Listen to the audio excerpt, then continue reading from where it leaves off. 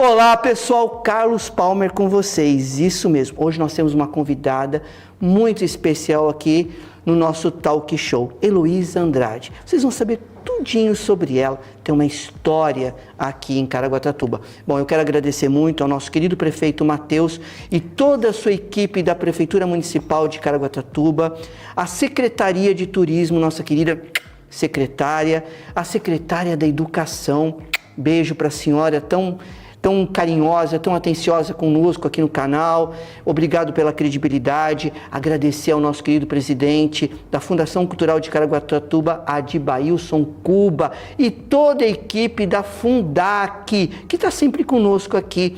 MAC, Museu de Arte e Cultura de Caraguatatuba, Edna, Ângela, todos que trabalham aí sempre tão companheiros e solícitos conosco. Nosso muito obrigado pela participação de todos e pela credibilidade que vocês têm no nosso canal. Bom, pessoal, Palmer em Pauta, caminhando juntamente com a AVP Produções. Agora nós vamos nos nossos comerciais e já voltamos com esta pessoa que nos encanta ao falar. Até já.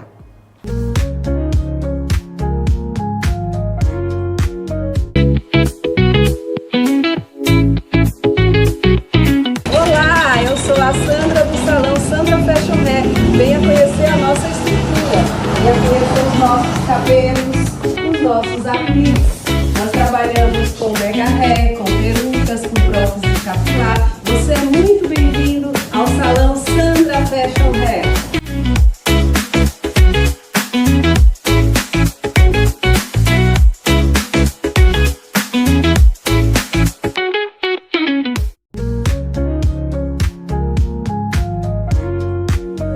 Olá pessoal, voltando dos nossos comerciais, agora vamos dar início ao nosso bate-papo com esta senhora maravilhosa, que eu particularmente gosto muito, Heloísa Andrade, que está aqui. Dona Heloísa, que prazer tê-la aqui. Seja bem-vinda, minha querida. Eu sei que a senhora tem muitas coisas para nos contar, né? Para as pessoas que não a conhecem, mas a senhora tem uma história maravilhosa em Caraguá. A senhora é professora, acadêmica, foi presidente da Fundac. Conta um pouquinho o que levou a senhora à carreira de ser professora, educadora. Bom, eu acho que a educadora já nasce, né? Educadora. Quando ela se dá conta de que ela nasceu para educar, não é só ser professora, mas Sim. Para educar, ela já está tão envolvida no seu trabalho que as pessoas precisam falar para ela que ela é uma boa educadora. Não é? E assim, muito nova, me formei muito nova. Antigamente era curso normal, não era nem magistério como chama agora. Sim. E por conta da classificação, na época, eu fui lecionar numa escola de Pé de Serra, num bairro chamado Pedrinhas, lá em Guaratinguetá. Um lugar distante da cidade, que a gente precisava ir de jipe, o dia que chovia atravessava córrego, mas nós éramos um grupo de professores, nós éramos novas, cheias de vida, cheias de vontade de fazer a diferença sempre. Isso pautou a minha vida. Não estava escrito isso para mim e eu não lia em lugar nenhum. Mas quando eu me via, eu já estava fazendo a diferença. Sim. Porque tinha uma forma de olhar as coisas, as pessoas e o mundo muito particular, muito maior do que aquilo que você me apresentava. Eu sempre queria criar alguma coisa diferente. Eu sempre queria fazer mais, fazer mais, fazer mais. E às vezes eu encontrava algumas barreiras, algumas dificuldades. E até hoje eu acredito que muitas pessoas que têm esse Sim. meu perfil acabam também tendo essa dificuldade do fazer mais, do ir além. Sim. É isso. Então, me formei professora e aí fui fazer faculdade de Direito, me formei em 1900... Eu não vou falar a data. Tem faculdade de Direito também? Tem faculdade de Direito também. Eu tenho História, tenho Pedagogia, tenho pós-graduação. Então, eu fui numa vida acadêmica, independentemente desses cursos que eram cursos formalizados, vamos dizer assim. Eu tenho nos intervalos... Não é? Alguns cursos em áreas que me interessavam muito. Eu fiz museologia, um curso de museologia que eu gostei muito. Eu fiz um curso para alfabetizar crianças. Na época a gente usava essa terminologia, agora eu sei que mudou. Crianças com dificuldades. Por 10 anos eu fiz isso. E nessa de você assumir esse compromisso de alfabetizar crianças que tinham dificuldade, Sim. você se torna ainda mais criativa. Você tem que ter muitos recursos pedagógicos. Sim. E esses recursos, às vezes, estão dentro de você. Você tem que pôr para fora para fazer a mudança, para fazer aquilo que eu tinha que fazer. Então, por 10 anos eu trabalhei com isso em São Bernardo, né, nessa alfabetização, fiz o curso próprio para isso. E como eu te disse, a par disso, fiz outros cursos aí de coisas que eu gostava, que não eram formais, né, com essa diplomação, vamos dizer assim, né, com essa certificação. E vim caminhando, vim morar em Caraguá. Quanto tempo a senhora mora em Caraguá? Olha, eu mudei em Caraguá em 1979, 79, não é? Que eu vim para cá. Sim. Nós já tínhamos casa aqui, ali na antiga Marrequinhas, ali que tinham desmontado o cemitério, ali do lado da igreja, era ali. Meu sogro já tinha casa aqui também, né? Nós somos de Guaratinguetá. E vinha sempre para cá e meu marido ele sempre falava, olha, quando a gente se aposentar, nós vamos morar em Caraguá, porque lá é uma delícia, ele gostava muito daqui, teve uma parte da juventude vivia daqui, mas trabalhávamos lá. E ele teve um problema sério de saúde, muito novo, um infarto, e nós então fomos tirando um pouco o pé do acelerador, e chegou um momento que ele falou, olha, eu não consigo mais ficar aqui, o médico também, olha, né? O risco é muito grande. Aí nós viemos para Caraguá, meus filhos eram pequenos, né? Foram matriculados no módulo, nós chegamos aqui em abril, então as crianças estavam já no decorrer do ano letivo, já, né? Em abril. E aí me instalei em Caraguá, fui dar aula no módulo, dei aula em algumas escolas estaduais, completando carga. Enfim, posteriormente eu dei aula no Objetivo, posteriormente eu fui para o singular, só cursinho, eu optei por cursinho. Eu estava meio cansada da provinha, dar trabalho, aquilo dava um trabalho para corrigir, né? Eu ficava final de semana sentada lá, só corrigindo redação e prova. Achei que já era a hora de eu fazer uma coisa mais... do jeito que eu gostava também, porque o cursinho tem uma característica, o aluno vai porque ele quer. Sim. Porque ele sente que ele está defasado em algum momento da vida dele, da escola. Ele vai lá para se fortalecer, para fazer um vestibular, para, né, se candidatar a uma nova vaga. Foi o ângulo, né, que a senhora fez? Foi pro ângulo. Eu fiz com a senhora lá também. Ah, você fez lá também? Fiz lá também. Desculpa, foi o ângulo. Foi o ângulo. E eu fiz lá, fiquei lá no ângulo um bom tempo. A par disso, eu já estava na prefeitura com o Antônio Carlos, desde o primeiro mandato dele. Eu fiquei com ele todos os mandatos dele. E foi um grande professor para mim. Isso eu falo para ele quando eu tenho oportunidade, e como você agradece, eu também agradeço, porque a minha vivência era no campo da educação, Sim. Não é? Que me preparou para fazer as coisas que eu precisava fazer depois na cultura. Porque a educação te prepara para lidar com o mundo. Porque cada aluno numa sala de aula é um micromundo. Se você prestar atenção na vida dele, na família dele, Sim. na formação dele, cada um é um micromundo. Quando chega na sala de aula, são tantas as diferenças entre esses alunos e você tem que padronizá-los no comportamento, no respeito, no aprendizado, não é? Então você acaba aprendendo a trabalhar com essa diversidade. Sim. E isso te torna muito rico. Sim. Muito rico. E forte. Com esse seu trabalho de professor.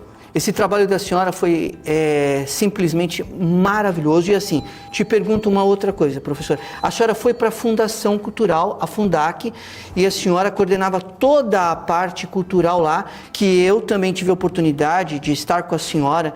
E foi assim, como foi para a senhora estar lá na Fundac, quando a senhora chegou como presidente e começou, vamos dizer assim, a dar oportunidades não só para aqueles que estavam, mas para as pessoas que estavam chegando? Porque na realidade, a Fundação, eu a considero como um grande berço, né? Porque além de você preparar um profissional para ele poder exercer a sua vocação, vocês também arranjam um trabalho para ele, que é maravilhoso.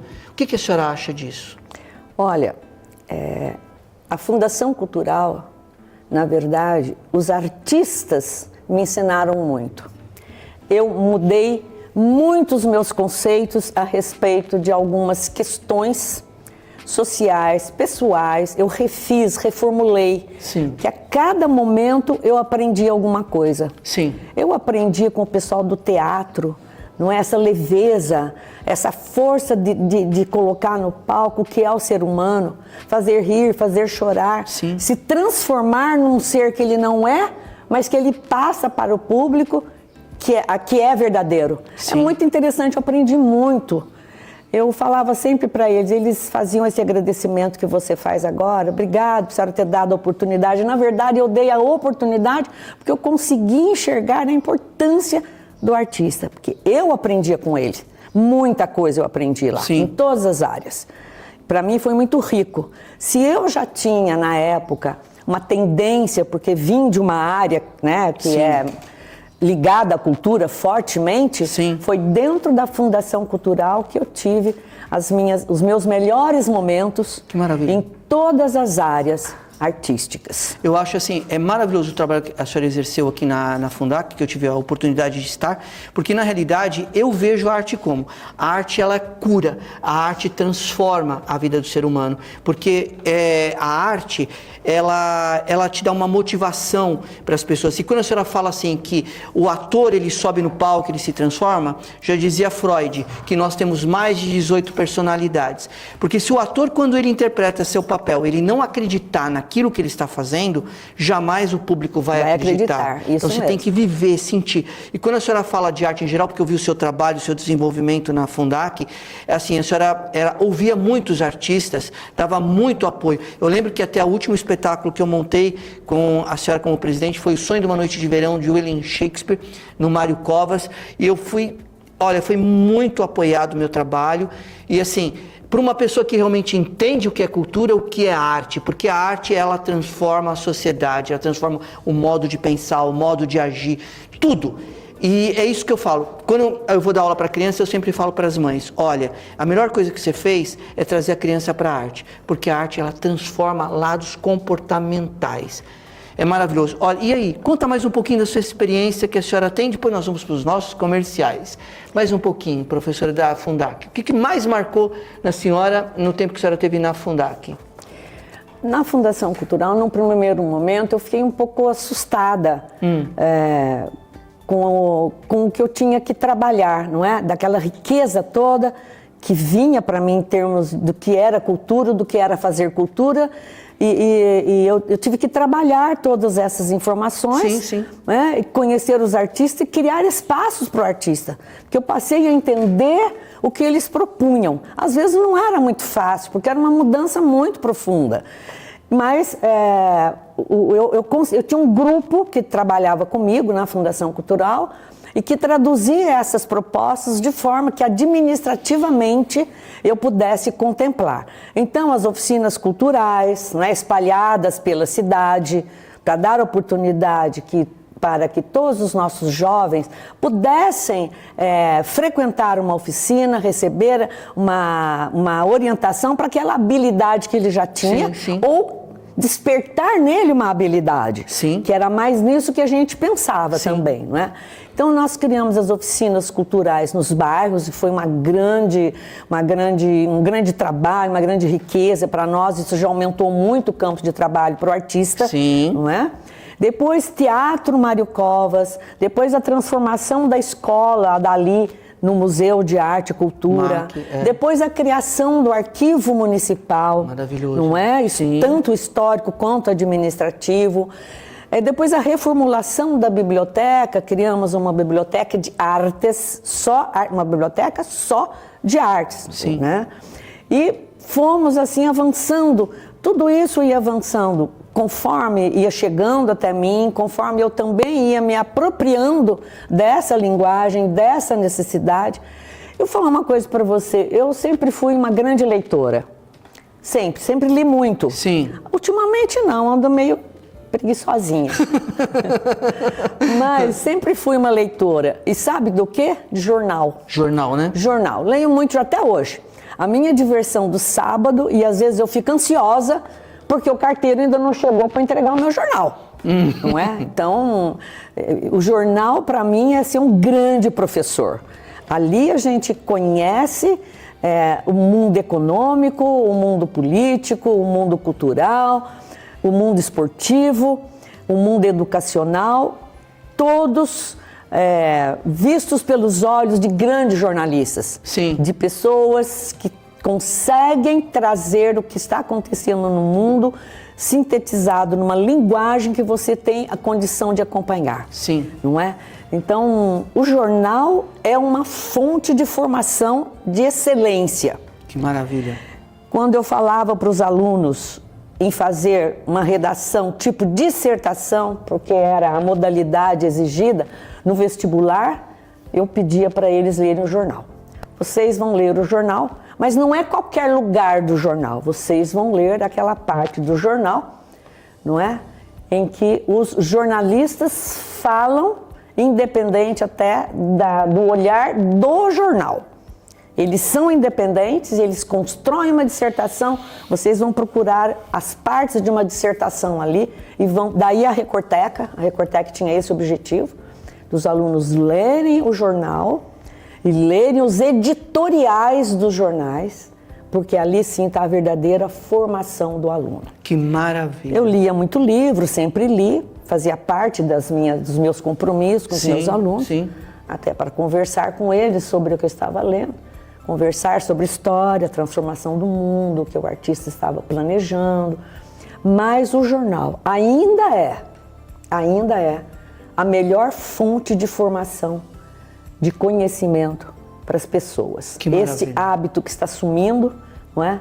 E o jornal que você pega, vira as folhas, depois você volta, não é o mesmo jornal que você põe no seu celular. Lógico que o celular ajuda muito com as intervenções, com os jornalistas que estão ali. E hoje os jornais também estão na mídia, né? Sim, você pode ler também ali na mídia. Mas é muito gostoso pegar o jornal. É muito gostoso. E esse hábito eu conservo. Conservo e passo para os meus filhos leem jornal. E fico falando para os netos também da necessidade de ler jornal. O neto não gosta muito, porque eles já estão numa outra, como eles falam, uma outra vibe, que eu não sei nem direito o que é isso, mas eles me veem lendo jornal. E quando você faz alguma coisa com esse gosto, com essa dedicação, você não precisa falar que você gosta.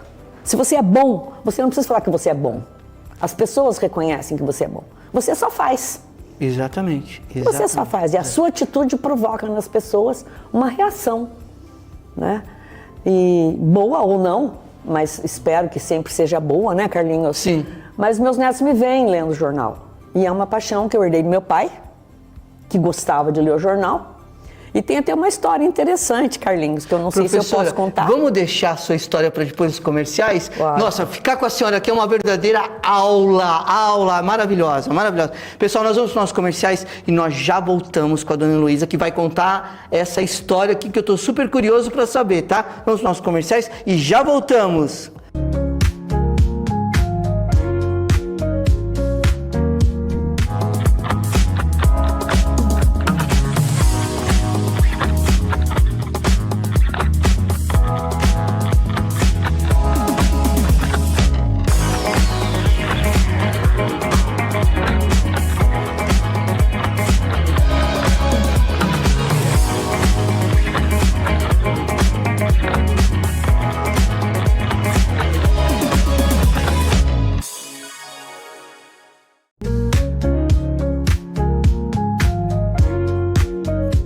Voltando aos nossos comerciais, vamos dar sequência a essa história que ela vai nos contar agora. Dona Heloísa, professora... Eu estava te falando sobre essa história, assim, um pouco engraçada, um pouco lúdica, de quando éramos meninos, crianças em casa, somos muitos filhos, muita gente, aquela família enorme. E antigamente, passava cera no chão. Sim. Né? Derretia a cera no fogão e aí passava tinha lá. Escovão também, não tinha? Tinha escovão. Minha avó falava muito escovão. E o piso era madeira, né? Aquela madeira larga. Bonita, Na minha casa tinha brilhando. uma sala grande, assim, desse tamanho aqui, passava. Depois passava escovão. E eu tinha um irmão que era gordinho, então a gente sentava o irmão no escovão, para dar mais brilho, a gente passeava com ele de escovão, para dar mais brilho no chão. E depois que estava bem brilhoso o chão, a minha mãe distribuía jornal no chão, que era pra gente chegar na rua, não pisar naquele chão bonito, tinha que pisar no jornal. Sim. Muito bom. Quando distribuía o jornal no chão, o que a gente fazia? Ficava todo mundo agachado no chão, assim, lendo o jornal. Olha. Aí agachava o irmão aqui, agachava eu ali, todo mundo ali, naquela posição, agachadinho ali, lendo o jornal. E era uma delícia, porque um gritava pro outro, nossa, olha só o que está escrito aqui. Aí todo mundo parava e ficava olhando. O que era? Ah, mas isso não é bom. Aí o outro questionava, o outro falava. E essa troca fez com que todos nós, né, lêssemos jornal. Até agora, quando eu encontro com eles, todos leem jornal. Despertou interesse. Despertou interesse. E era uma coisa assim, né, do dia a dia, da sua casa, Sim, sim. hábito que os antigos tinham, né? Sim. E você lembrou bem do escovão. E era, nossa, e o chão ficava brilhando. Né? E ai que pisasse. E ai que pisasse, mas em compensação a gente tinha o retorno da leitura do jornal. Que bom. Né? Que era muito gostoso. Uma história maravilhosa. Ô, professora, conta um pouquinho pra gente, a senhora que está vendo esses movimentos culturais atualmente, uma coisa que a senhora fala que toca muito nos artistas locais de Caraguatatuba. O que a senhora acha que está faltando ainda? O que precisa melhorar? Olha, eu acho que nós hoje estamos muito bem aparelhados para fazermos cultura, não é? E os conselhos existentes na Fundação Cultural, os dois conselhos de cultura, não é? Sim. Aquele interno da Fundação e o Conselho Municipal, eles possuem artistas, né? Possuem membros na composição do Sim, conselho sim. que são muito bons e trazem boas propostas, não é? Além disso, nós temos as leis culturais também.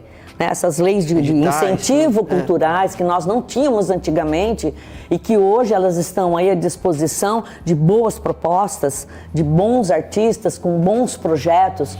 Então, e são contemplados, nós já tivemos diversos artistas de Caraguatatuba contemplados, não é? E Caraguá só ganha. Porque quando um artista desse é contemplado, ele está aqui e vai fazer o trabalho dele, seja no museu, seja no teatro, seja nas oficinas, seja nas praças, não é, de Caraguá, que tem condições de receber esses artistas. Temos as leis, como eu disse para vocês, de incentivo. A prefeitura, através da Fundação Cultural, está sempre muito atenta para essas manifestações. Basta ver os festivais aí que acontecem, não é? E você me fez uma pergunta difícil. O que falta? Falta, eu não vou dizer o que falta, mas eu vou dizer assim, existem muitas leis de incentivo e muitos projetos à disposição. O que nós precisamos fazer é aprender a fazer projeto que contemple aquilo que está proposto. Porque se você pensar que o seu projeto vai concorrer com N projetos vindos de todas as regiões, de todos os enfoques possíveis, você tem que construir alguma coisa que seja legítima. Fazer um projeto que seja legítimo, que seja verossímil e que seja aplicável. Ou seja, que ele possa ser transformado em cultura para a população, não é? Para trazer a população para as diversas possibilidades que a cultura oferece, seja para diversão, seja para conhecimento, seja para transformação, seja para cura, como Sim. você disse, não é? Então, o artista, a pessoa interessada, tem que estar pronto para construir o projeto. Eu sinto um pouco a falta de profundidade, de identidade nesses projetos. Eu acho que nós precisaríamos começar a pensar melhor nisso, a nos formarmos melhor para apresentarmos esse projeto e sermos contemplados, porque nós temos excelentes artistas na cidade. A senhora Excelentes. lembra na época que nós iniciamos as oficinas, que a gente ia para fazer pedágio com faixa, para arrecadar dinheiro, fazer feijoada, tudo para fazer a produção do espetáculo? Isso mesmo. Carlinhos, você foi um batalhador. Nessa área aí você acho que foi o iniciante, né, de fazer pedágio e arrecadar fundos para poder patrocinar peças de teatro. Eu me lembro de você. Eu ficava assim preocupada até, porque nem sempre era bem recebido esse tipo de ação, porque era uma inovação também, não é? E abordava as pessoas na rua e conversava. E eu acho que hoje já não vejo muito sentido nisso, de fazer esse tipo de ação, né? As coisas mudaram. Até porque, estou falando para você, existe à disposição aí outros instrumentos. Né? As próprias escolas são instrumentos de integração com a cultura. Não dá para se falar em cultura sem se falar em educação e vice-versa. As próprias escolas são instrumentos preciosíssimos para você formar um grupo cultural. Não é? Formar as pessoas que gostam de cultura e que participam de cultura e que usam a cultura como transformação, como social, não é? Como transformação social. Já dizia um grande filósofo que assim, que o maior meio de transformação social é a arte. Porque a arte, ela vem da alma, ela vem do coração, ela vem da mente, então ela vai transformando os conceitos e até mesmo o lado comportamental. Eu montei recentemente, dia 18 e 19 agora de janeiro, eu estei uma peça no Mário Covas, com a trupe Arcanos, Sandman, Senhor dos Sonhos. Nós usamos essa mitologia para fazermos várias reflexões dos comportamentos atuais humanos após a pandemia. Foi muito bem aceito, principalmente pelos jovens. E assim, o que nós precisamos como educadores, como artistas, é realmente usar a arte a favor para modificar o lado agressivo num lado de paz e também esclarecer mais os nossos jovens, tirar essas coisas ruins, essas coisas de agressividades, porque hoje nós nos deparamos com muitas agressões na sociedade. Eu acho que a arte é uma grande ferramenta para nós tentarmos, pelo menos, mudar essa situação. O que a senhora acha? A arte pode mudar, pode corrigir. Também. Corrigir, porque quando você coloca num palco situações, não é? As pessoas vão refletir sobre aquilo. Elas vão pensar muito sobre o que foi exposto, sobre o que está sendo exposto ali no palco e comparar com a vida, comparar com a realidade. E aí, refletindo sobre isso, elas podem também se tornarem transformadores da própria vida e do seu entorno. Então a arte leva mesmo a isso. Porque assim, as pessoas muitas vezes que fazem arte com amor, com crença interior, como já dizia Konstantin Stanislavski, é assim, quando você acredita naquilo que você faz isso das vísceras, vamos dizer, teatralmente dramático, é assim, você acaba se tornando uma referência de artista, seja na música, na dança, no sapateado, em qualquer área. O importante é você fazer com amor, com garra, porque você transforma. Agora, se você for fazer arte só por fazer, para aparecer, minha filha, esquece. Você tem que fazer daqui, ó, do âmago, querer fazer, amar fazer arte. É isso que transforma. A arte que é feita só para aparecer, ela não tem o poder de transformar, não tem esse poder de provocar reflexão. Não é? Ela acaba logo, é modismo. Acaba logo, passa.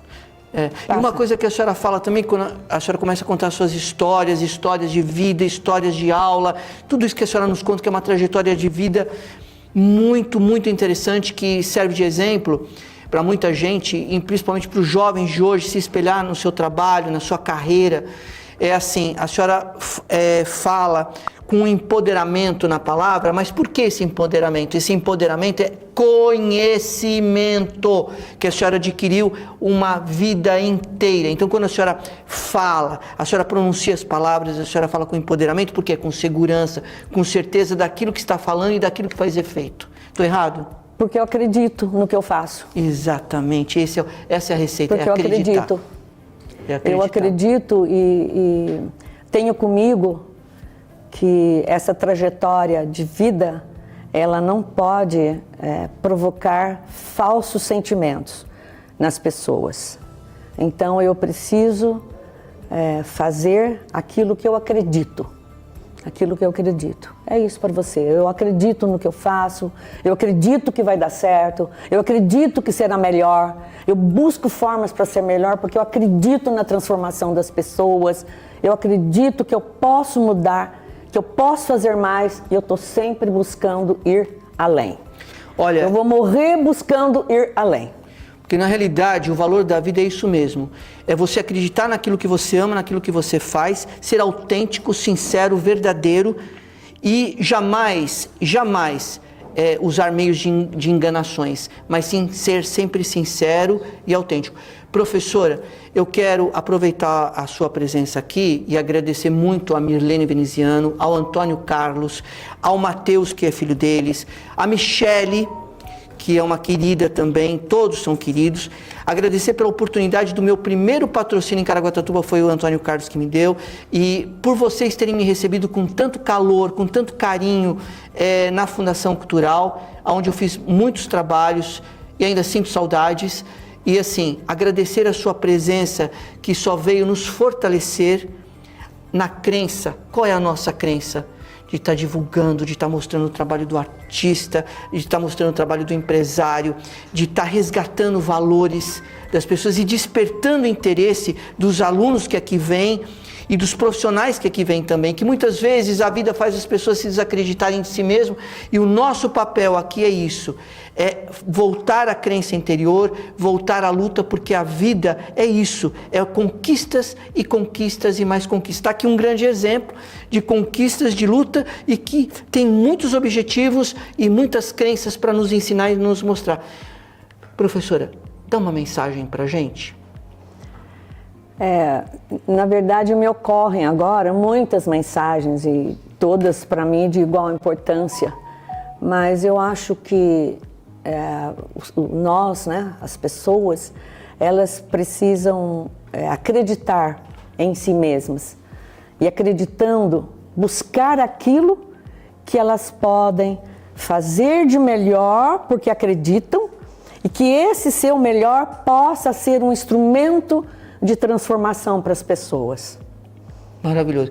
Assim, eu falo assim emocionado porque a senhora tem um grande significado na minha vida. Porque a senhora foi uma das pessoas que acreditou no meu trabalho, que quando eu comecei a bater em porta de comércio, pedindo apoio para fazer uma peça, para mostrar o meu trabalho, que eu lutava, estudava Rio, São Paulo, e ninguém sabia quem era o Carlos. Mas a Heloísa abriu as portas da Fundac e me recebeu. E aí eu pude concluir os meus cursos, eu pude fazer histórias no teatro e no litoral. E eu tenho muita gratidão pela sua pessoa. Minha professora, também tive a honra de ter uma professora, quando eu fui fazer o cursinho no Ângulo, eu tive a oportunidade e o prazer de tê-la. Para mim é muito significativo a sua presença aqui, que veio confirmar esse trabalho que eu faço com tanto amor, com tanta garra, com tanta crença. E veio a senhora aqui para batizá-lo com a sua presença e com a sua história de vida que só tem para nos ensinar. Obrigado pela sua presença. Obrigada eu, Carlinhos, pela sua colaboração, pela sua participação a senhora... na cultura em Caraguá. Obrigada. Em São Sebastião também, que eu te conheci lá. Né? Depois você veio para cá. Obrigado. Foi um prazer muito grande ter a senhora aqui. Volte mais vezes e dizer uma coisa para a senhora, para a administração, que o canal está à disposição de vocês. Quiserem divulgar trabalhos, movimentos, venham aqui todos. Inclusive o Matheus, convido ele, através da senhora, o dia que ele quiser vir, ou quiser que a nossa equipe vá até o gabinete, iremos com o maior prazer. Não é isso mesmo, Rafael Cavalcante? Iremos lá gravar uma entrevista com ele, passar todas as redes sociais, que nós temos muito prazer de estar fazendo parte dessa administração atual. Tá bom, muito obrigada. Será levado o recado. Por favor. Será dado esse recado. Gente, ficamos por aqui com essa entrevista maravilhosa, que na realidade não foi uma entrevista, não foi um bate-papo, foi uma aula de vida, uma grande aula de vida. Quero agradecer a vocês por estarem aqui. Agradecer ao nosso querido prefeito Matheus e toda a sua equipe da Prefeitura Municipal de Caraguatatuba, inclusive o seu pai, Antônio Carlos, que tem história aqui maravilhosa. Agradecer à Secretaria de Turismo, a Secretaria de Esportes também, Secretaria da Educação, ao MAC, Museu de Arte e Cultura, que está sempre conosco, a Fundação Cultural de Caraguatatuba, que eu tenho um imenso carinho, Fundac, por todos vocês que estão trabalhando, se dedicando para o desenvolvimento da arte em Caraguatatuba. Parabéns a de Bailson Cuba, que também temos histórias de trabalho, não só aqui, mas em São Sebastião. Agradecer a todos vocês que estão nos assistindo e Palmer em Pauta, caminhando juntamente com a AVP Produções, e o nosso muito obrigado pela audiência de vocês conosco. Beijo e até a próxima.